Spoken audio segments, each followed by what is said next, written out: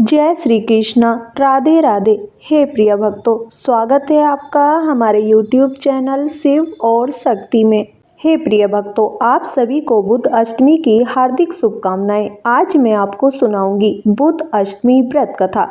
आषाढ़ मास में आने के कारण इनका महत्व और भी अधिक बढ़ गया है, क्योंकि आषाढ़ मास में व्रत और पूजा पाठ करने से हमें कई गुना अधिक पुण्य फलों की प्राप्ति होती है। शास्त्रों के अनुसार बुध अष्टमी का व्रत करने से मनुष्य के सभी प्रकार के पापों का शमन हो जाता है। हिंदू धर्म के मान्यताओं के अनुसार जो भी मनुष्य बुध अष्टमी का व्रत करता है वह सभी प्रकार के पापों से मुक्त हो जाता है। हर महीने में 2 अष्टमी व्रत होते हैं। हर महीने की 2 अष्टमी जो बुधवार की आई उसे बुध अष्टमी के नाम से जाना जाता है। बुध अष्टमी के दिन भगवान बुध और सूर्य देव की पूजा विशेष रूप से की जाती है। साथ ही बुध अष्टमी के दिन हम अपने कुल देव या इष्ट देव की पूजा करते हैं तो हमें कई गुना अधिक पुण्य फलों की प्राप्ति होती है। कहते हैं बुध अष्टमी के दिन हम कोई भी अपनी मनोकामना मांगकर व्रत करते हैं तो वह मनोकामना हमारी अवश्य पूर्ण होती है। जिन लोगों की जन्म कुंडली में बुध ग्रह कमजोर हो या फिर हमें किसी तरह का दोष लगा हो, या फिर एक मान्यता यह भी है कि हम पंडित के घर का यानी कि ब्राह्मण के घर का अनाज या कोई और चीज़ खा लेते हैं या कुछ चीज़ उनसे ले लेते हैं तो उसका हमें दोष लग जाता है। उसी दोष को दूर करने के लिए बुध अष्टमी का व्रत किया जाता है।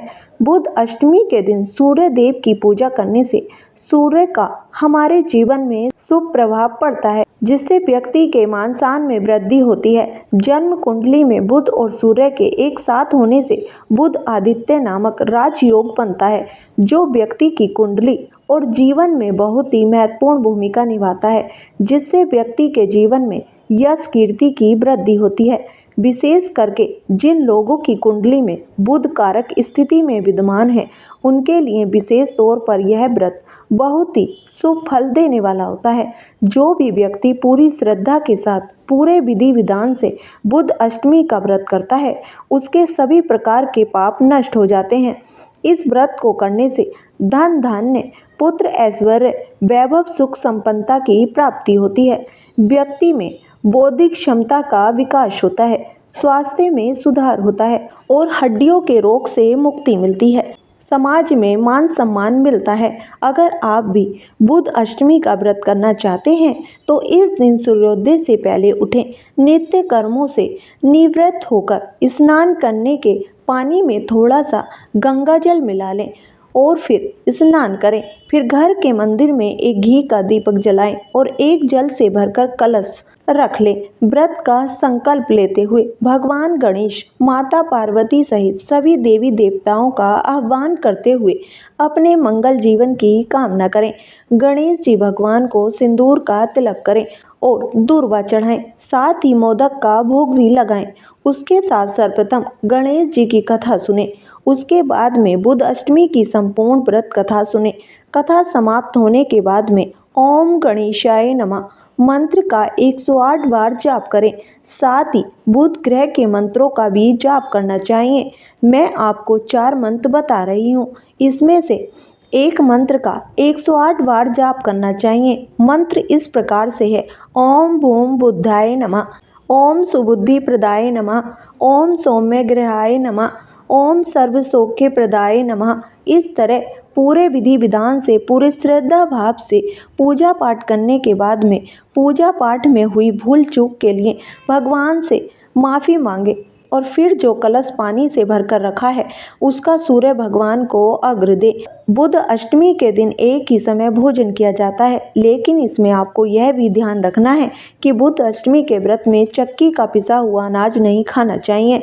इसमें आप मोठ बाजरे का खिचड़ा कूट कर बनाएं, वो खा सकते हैं। खिचड़ा बनाएं तो उसमें नमक भी साबुत ही डालना चाहिए, या फिर इसी तरह अपनी सुविधा अनुसार कोई भी भोजन बनाकर आप ग्रहण कर सकते हैं। हिंदू धर्म में बताया गया है कि जो भी मनुष्य पूरी श्रद्धा पूर्वक विधि विधान से बुध अष्टमी का व्रत करता है उसे मृत्यु के पश्चात नरक में नहीं जाना पड़ता, साथ ही उसकी सारी मनोकामनाएं पूर्ण होती हैं। तो आइए अब सुनते हैं बुध अष्टमी व्रत कथा, सुनते हैं गणेश जी की कहानी। बोलो गणेश गजानन की जय हो। एक गांव था जिसमें एक सेठ जी अपने परिवार के साथ रहा करते थे। सेठ जी का बहुत ही बड़ा कारोबार था। सेठ जी गणेश जी की पूजा में पूरा ही विश्वास रखते थे। बड़ी श्रद्धा भाव से गणेश जी की पूजा किया करते थे, जिसके कारण सेठ जी के घर में अन्न धन की कोई भी कमी नहीं थी। वह संदेह भरे रहते थे। उनके जीवन में कभी भी किसी प्रकार की कोई कठिनाई नहीं आई। नित्य प्रतिदिन नियम अनुसार वह रोजाना नदी पर स्नान करने जाते और आकर गणेश जी की पूजा करते, फिर उन्हें भोग लगाते। उसके बाद में ही स्वयं भोजन करते। लेकिन यह बात सेठानी को बिल्कुल भी अच्छी नहीं लगती। वह धार्मिक नहीं थी और ना ही ईश्वर में विश्वास रखती थी। एक बार सेठानी ने सोचा कि यह इतना गणेश जी को मानते हैं, गणेश जी की पूजा करने से क्या होता है, मैं तो मानती नहीं हूँ।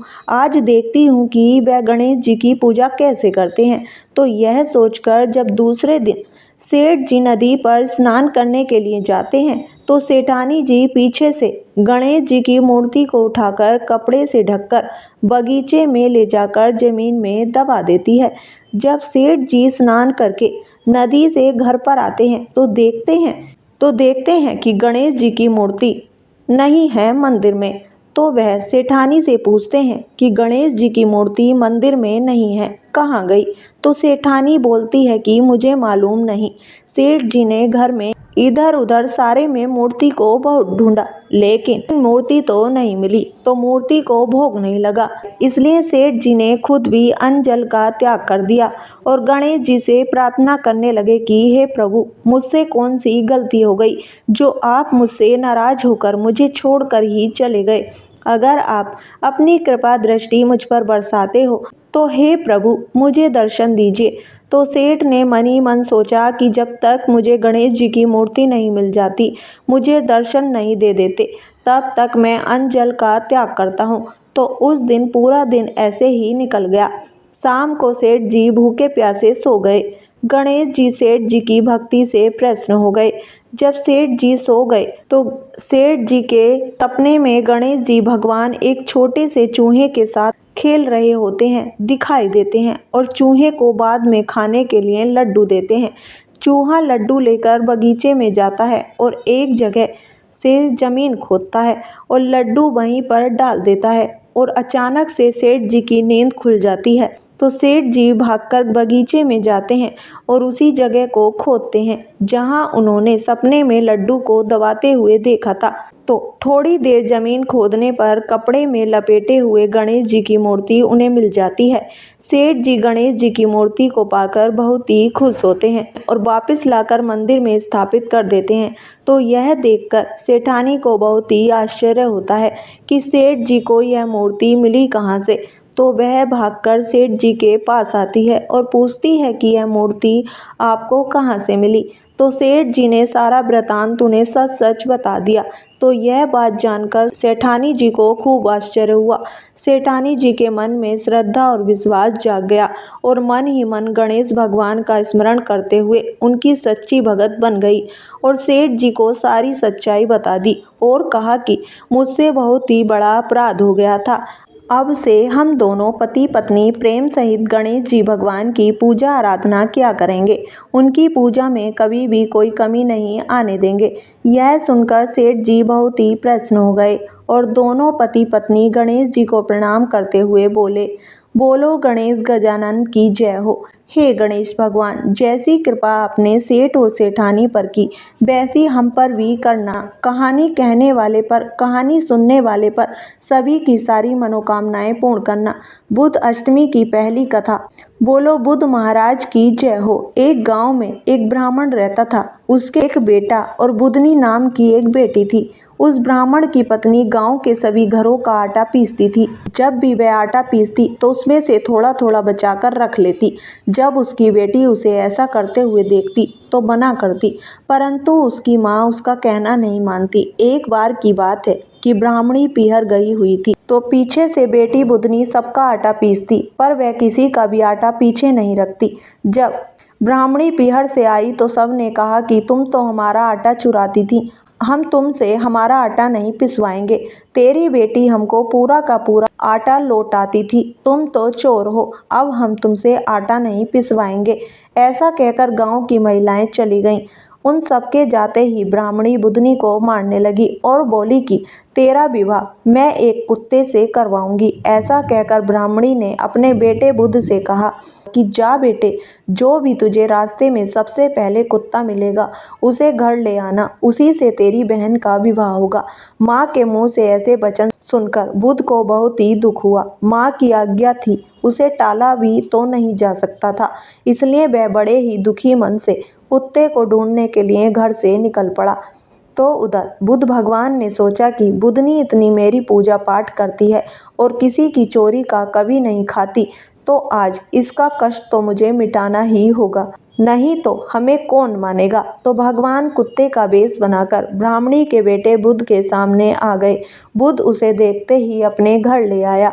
जब गांव वालों को पता चला कि ब्राह्मण की बेटी का विवाह कुत्ते से हो रहा है, तो यह खबर पूरे गांव में बुरी तरह से फैल गई। जिस दिन बुधनी का विवाह होने वाला था, उस दिन गांव के सारे लोग ब्राह्मण के घर पर इकट्ठा हो गए और तरह तरह की बातें करने लगे कि देखो, ब्राह्मण की बुद्धि भ्रष्ट हो गई है, जो अपनी बेटी का विवाह कुत्ते के साथ कर रहा है। तो यह सब देखकर ब्राह्मण की बेटी बहुत ही दुखी हुई और मन ही मन भगवान का स्मरण करने लगी।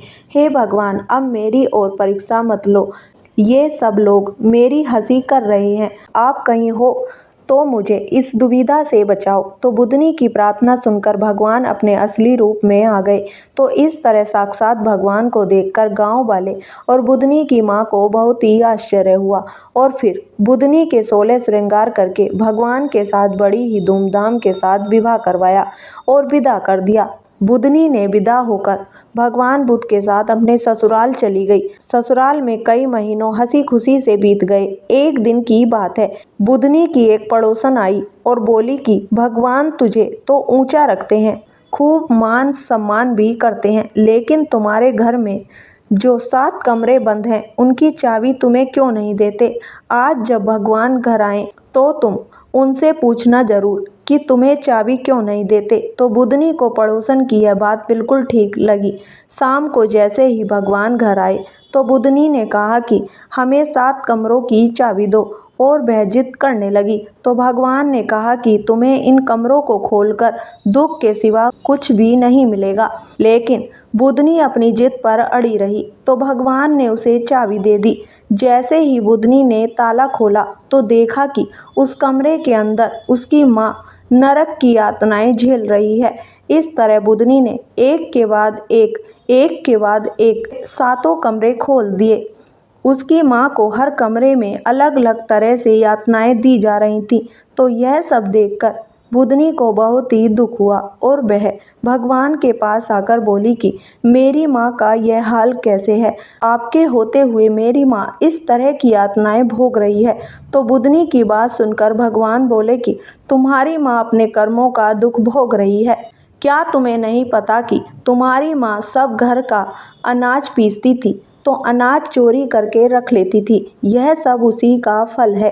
तो भगवान की बात सुनकर बुधनी बोली कि जो कुछ हुआ सो हुआ, अब मेरी माँ को इस योनि से, इस नरक से छुटकारा दिलाओ। तो बुधनी की बात सुनकर कुछ देर सोचने के बाद भगवान बोले कि अगर तुम्हारी भाभी बुध अष्टमी का व्रत करे तो तुम्हारी माँ को नरक की योनि से छुटकारा मिल सकता है।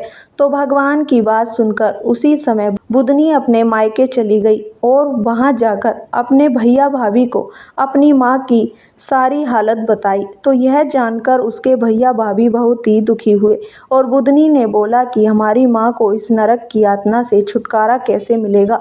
तो बुधनी ने कहा कि अगर भाभी शुक्ल पक्ष में बुधवार को आने वाली अष्टमी का व्रत करके 8 व्रत करे और 9वें में उद्यापन करे, पूजा पाठ करे, व्रत कथा सुने और उद्यापन करे, 8 जोड़ा जोड़ी को भोजन करवाकर दान दक्षिणा दे और हाथ जोड़कर कहे कि मेरे माँ बाप जिस भी योनि में है वह वहाँ से निकलकर वैकुंठ में वास करे, तो निश्चय ही हमारी माँ को उस नरक की यातना से छुटकारा मिल सकता है।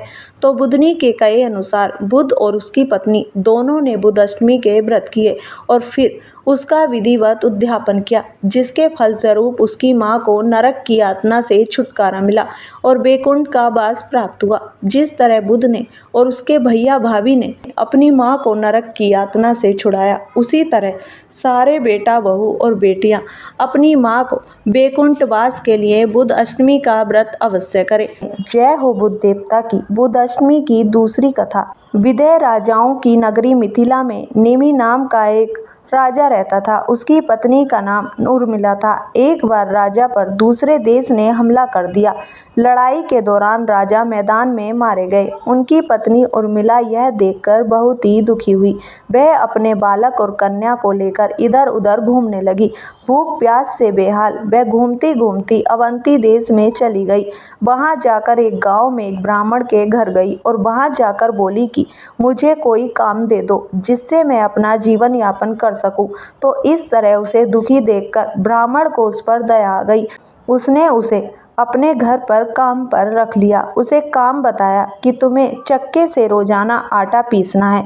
तो वह बीपी से पीड़ित थी। जब वह ब्राह्मण के घर गेहूं पीसती तो उस समय थोड़े से गेहूं चुराकर रख लेती और उसे गेहूं से अपने बच्चों का लालन पोषण करती। ऐसा करते करते सालों बीत गए। कुछ समय बाद उर्मिला का निधन हो गया। उर्मिला का पुत्र बड़ा हो गया था। वह सारी सच्चाई जानकर अवंती से मिथिला आ गया और आक्रमण करके अपने पिता का खोया हुआ राज्य पुनः प्राप्त करके शासन करने लगा। अब उसकी बहन श्यामला विवाह योग्य हो गई थी। वह बहुत ही रूपवती और गुणवती थी। उसके रूप और गुणों की चर्चा दूर दूर तक होती थी। अवंती देश के राजा धर्मराज ने जब उसके उत्तम रूप की चर्चा सुनी तो वह विवाह का प्रस्ताव लेकर आया। तो यह प्रस्ताव देखकर श्यामला का भाई बहुत ही खुश हुआ और उसने विवाह के लिए हाँ कर दी। बड़े ही धूमधाम से अपनी बहन श्यामला का विवाह अवंती देश के राजा धर्मराज से कर दिया। जब राजा धर्मराज विवाह के बाद अपनी प्रिय पत्नी श्यामला को लेकर अपने राज्य गए तो वहां जाकर श्यामला ने कहा कि हे नंदिनी, तुम सारे कार्यों को करना, हमेशा खुश रहना। अगर तुम्हें जरा सा भी कोई दुख हो तो मुझे जरूर बताना, परंतु एक बात मैं तुमसे कहता हूँ उसका हमेशा ध्यान रखना। यह जो तुम्हारे सामने 7 कमरे हैं जिनमें ताले लगे हुए हैं, इनमें तुम कभी भी मत जाना। तो श्यामला ने अपने पति से कहा कि ठीक है, जैसा तुम कहोगे मैं वैसा ही करूंगी। श्यामला ने अपने पति से तो यह कह दिया, लेकिन उसके मन में बड़ी ही उत्सुकता हो रही थी कि ना जाने इन कमरों के अंदर क्या है। राजा ने मुझे इन कमरों को खोलने के लिए मना क्यों किया है। ऐसा करते करते कई महीने बीत गए। एक दिन की बात है जब राजा धर्मराज अपने किसी कार्य में व्यस्त थे। जब श्यामला को इस बात का पता चला तो वह बहुत ही खुश हुई और उसने जल्दी से एक मकान का ताला खोला तो उसने देखा कि उसकी माता उर्मिला को अति भयंकर यमदूत बांधकर तपते हुए तेल के कढ़ाई में बार बार डाल रहे हैं। तो लज्जित होकर श्यामला ने वह कमरा बंद कर दिया। फिर जैसे ही उसने दूसरा कमरा खोला तो वहां भी उसकी माता को यमदूत शिला के ऊपर रखकर बुरी तरह से पीस रहे थे और उसकी माता जोर जोर से चिल्ला रही थी। तो श्यामला ने उस कमरे को भी जल्दी से बंद कर दिया। फिर उसने तीसरा कमरा खोलकर देखा तो उसके अंदर यमदूत उसकी माता के मस्तक में कीले ठोक रहे थे। इस तरह उसने डरकर वह कमरा भी बंद कर दिया। जैसे ही उसने चौथे कमरे को खोला तो देखा कि बड़े भयंकर सवान उसकी माँ का भक्षण कर रहे थे। तो वह बहुत ही दुखी हुई और जल्दी से उस कमरे को भी बंद कर दिया और फिर डरते हुए 5वें कमरे को खोला तो 5वें कमरे को खोलकर देखती है कि लोहे के सिरों से उसकी माँ को पीड़ित कर रहे थे। तो यह सब देखकर वह बहुत ही दुखी हुई और उसने उस कमरे को भी बंद कर दिया। फिर उसने 6ठे कमरे को खोलकर देखा तो देखा कि जिस प्रकार कोलू के बीच ईंट पेरी जाती है उसी प्रकार उसकी माँ को पेरा जा रहा था। तो उसकी आंखों से आंसू आ गए। उसने जल्दी से उस कमरे को भी बंद कर दिया। फिर उसने डरते हुए 7वें कमरे को खोल कर देखा तो वहां देखा कि हजारों कीड़े मकोड़े उसकी माँ का भक्षण कर रहे थे और उसकी माँ खून से बुरी तरह से लथपथ थी। यह देखकर श्यामला बहुत ही दुखी हुई और उस कमरे को भी बंद कर दिया और वहीं कमरे के बाहर बैठकर रोने लगी और सोचने लगी कि मेरी माता ने ऐसे कौन से पाप किए हैं जिससे वह इस दुर्गति को प्राप्त हुई है। आज राजा से जरूर पूछूंगी कि मेरी माँ का इतना अत्याचार क्यों हो रहा है। तो ऐसे ही शाम को राजा आए तो श्यामला ने सारा वृतांत अपने पति धर्मराज को बताया। तो श्यामला की सारी बातें सुनकर धर्मराज जी बोले कि प्रिय, इसलिए तो मैंने तुम्हें कहा था कि इन 7 कमरों को कभी मत खोलना, वरना तुम्हें पश्चाताप के अलावा कुछ भी नहीं मिलेगा। तो राजा की बात सुनकर श्यामला बोली कि मेरी माँ का यह हाल क्यों हुआ है, ऐसा कौन सा पाप किया है मेरी माँ ने, आज मैं जानना चाहती हूँ। तो श्यामला की बात सुनकर राजा धर्मराज बोले कि तुम्हारी माता ने संतान के स्नेह से ब्राह्मण के घर से गेहूं चुराया था और उसी से तुम्हारा लालन पालन करती थी। क्या तुम इस बात को नहीं जानती जो तुम मुझसे पूछ रही हो? यह सब उसी कर्मों का फल है। ब्राह्मण का धन अगर प्रेम से भी लिया जाए तो भी 7 कुल उस पाप को भोगते हैं, और अगर ब्राह्मण के घर का अगर हम चुरा कर खाते हैं तो जब तक सूरज और चांद और तारे हैं तब तक नरक से उद्धार नहीं होता। इसलिए कभी भी जानबूझकर या अनजाने में कभी भी ब्राह्मण के घर का दिया हुआ या चुराया हुआ कभी भी नहीं खाना चाहिए। जो तुम्हारी माँ ने गेहूं के दाने चुराए थे वही आज भक्षण कर रहे हैं। तो राजा की बात सुनकर श्यामला दुखी होती हुई बोली कि महाराज, मेरी माता ने जो कुछ भी पहले किया था वह मैं सब कुछ जानती हूँ, फिर भी आप कोई ऐसा उपाय बताएं जिससे मेरी माता का नरक से उद्धार हो जाए, क्योंकि मुझे विश्वास है कि आप कारण जानते हैं तो इसका निवारण भी जानते हैं। तो श्यामला के इस तरह कहने पर राजा धर्मराज ने कुछ समय तक विचार किया और फिर कहने लगे कि हे प्रिय, आज से 7 जन्म पूर्व तुम ब्राह्मणी थी।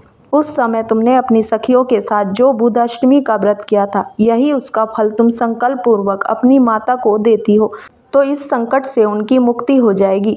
उसके अलावा दूसरा कोई उपाय नहीं है। यह सुनकर श्यामला बहुत ही खुश हुई और उसने जल्दी से स्नान किया और अपने व्रत का पुण्य फल संकल्प पूर्वक अपनी माता के लिए दान कर दिया। व्रत के फल के प्रभाव से उसकी माता भी उसी क्षण दिव्य देह धारण करके विमान में बैठकर अपने पति सहित स्वर्गलोक को चली गई और बुध ग्रह के समीप हो गई। इसलिए कहा जाता है कि यह व्रत संतान को अपनी माता के लिए अवश्य करना चाहिए। अगर कोई भी श्रद्धा भाव से बुध अष्टमी का व्रत रखता है तो उसे धन धान्य पुत्र पौत्र दीर्घ आयु और ऐश्वर्य की प्राप्ति होती है। हे प्रिय भक्तों, तो कैसी लगी आपको आज की कथा? अगर वीडियो पसंद आई हो तो वीडियो को लाइक करें, चैनल को सब्सक्राइब करें और कमेंट बॉक्स में जय श्री गणेश अवश्य लिखें। धन्यवाद।